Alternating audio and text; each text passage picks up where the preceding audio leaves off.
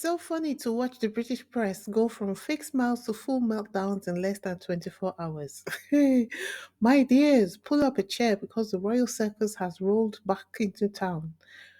So, WellChild announced that Prince Harry would be coming back for the WellChild Awards, a charity he has supported for nearly 2 decades. And suddenly, the British media are clutching their pearls, whispering about reconciliation, forgiveness, and family healing as usual. But here's the gag. This time, one royal expert is pointing the finger not at Meghan, not at Charles, but Prince William himself. Yes, it's getting messy. Welcome back to the Isabella Banks YouTube channel. It's your girl Wizzy here, and as always, it's a pleasure to bring you the tea, piping hot. Before we dive into the tea, though, quick reminder if this is your first time here, welcome to the gang. Don't forget to hit the subscribe button, give this video a thumbs up, and drop your thoughts in the comments. And if you've been watching but you haven't subscribed yet, today is the day. Don't lurk, join the family. Okay, let's get into it. So last week, WellChild confirmed what we already suspected. Prince Harry will be attending their annual awards. That's 18 years of showing up, standing by sick kids and their families, and giving his time when the cameras aren't rolling. Respect where it's due. Prince Harry is so committed to his obligation to WellChild to the extent that we're able to actually predict what he's going to do year on year when it's time for the annual awards. But instead of just covering the event, that is, if Prince Harry will allow access though, the tabloids went into overdrive with speculation. The mirror splashed Harry to meet Charles, hopes grow for healing family rift. Like, who said? Who said so? OK Magazine tried reconciliation within reach amid family feud. Really?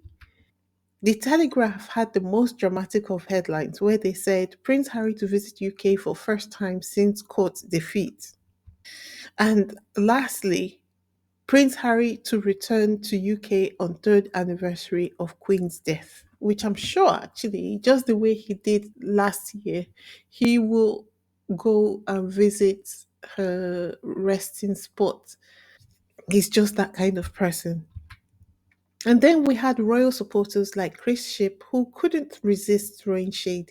He was like, Harry's returning without Meghan or the kids. Like, sir, was that supposed to be a scoop or is it just your bitterness showing? How about keeping your promise not to report on Prince Harry and Meghan after they step back from working as senior royals? That would be great. That would be fantastic. Even Royonika couldn't let that opportunity to farm engagement go to waste. She jumped straight onto the bandwagon, quoting Harry's statement and farming engagement like her rent was due. She was like, the Duke of Sussex will attend the WellChild Awards in London on September 8th as the charity's patron. I am always privileged to attend the WellChild Awards and meet the incredible children, families, and professionals who inspire us all with their strength and spirit. But here's where it gets juicy. Out of nowhere, a royal expert drops a bombshell. He says Charles can't just turn his back on Harry, because to do so is to turn his back on the very foundation of the monarchy. Ooh, somebody pass William a fan because the shade here is strong. He even blasted William directly, saying his aggression and his obsession with being called Sir could be the downfall of the crown. Then he went further, claiming William might never be king if Charles reigns another 20 years. By then, William will be in his 60s, and the public, they may have moved on from the monarchy altogether. All of this is nice and everything, but tell me, where were these truth bombs when Charles was busy snatching Frogmore Cottage and cutting off security from Harry and Meghan? Maybe they thought William could fill Harry's shoes. Instead, he left a crater, and Meghan's thriving career only makes that crater look even deeper. And that's the reason why they want Netflix to get rid of Harry and Meghan so very badly, so that they can say, well, they failed. They were failing here and they've gone to America and they're failing there as well. However, it hasn't turned out to be the case. much to their dismay. Let's not forget Meghan, because make no mistake, she's the silent fear haunting those palace halls. The royalists know if Harry reconciles with Charles, Meghan comes as part of the package. And Meghan, with her global star power, she doesn't just eclipse Kate, she blocks out the whole monarchy like a solar eclipse. One of the media outlets had this to say. And even if Harry manages to get things back on track, there's Meghan to think of too. Meghan's priorities are in America with her children and her business. They don't include the UK or Harry's family over here. She's made that very clear. I'm so glad that you know. At least one of the things you can't accuse Meghan of being is trying to hold on to the royal family or trying to hold on to a relationship with the royal family. You all know at this point that she doesn't care and she doesn't even want to be in the UK. But one thing for sure is if Meghan decides one day that she's going to get up and come to the UK, it would be catastrophic for the monarchy and for the British media who stand in defense of the monarchy. And that's why they're out here running polls like, should Meghan ever be allowed to return to royal duties? Sir, nobody's checking for your dusty duties. She already has her own empire.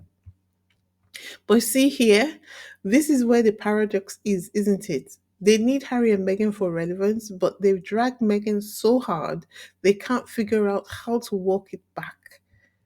And now their only fallback is to spin William as the perfect future king. Except the cracks in that fairy tale are starting to show. So here's what I want to know. Do you think the royal reporters are finally realizing William isn't the golden boy they've hyped him up to be?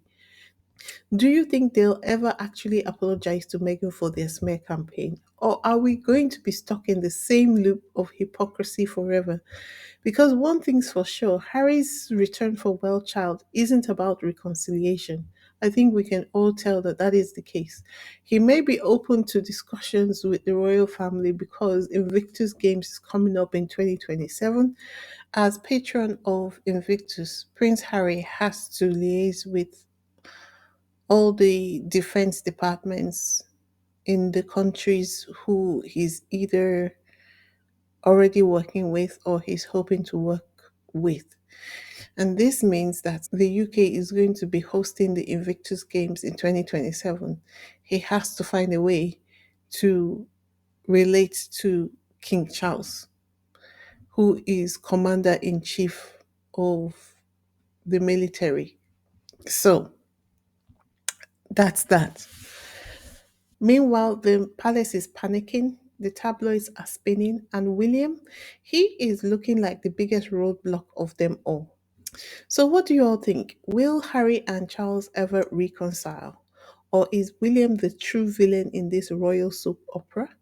Drop your thoughts below. I will be in the comments with my popcorn.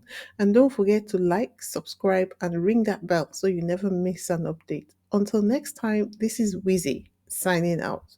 Peace.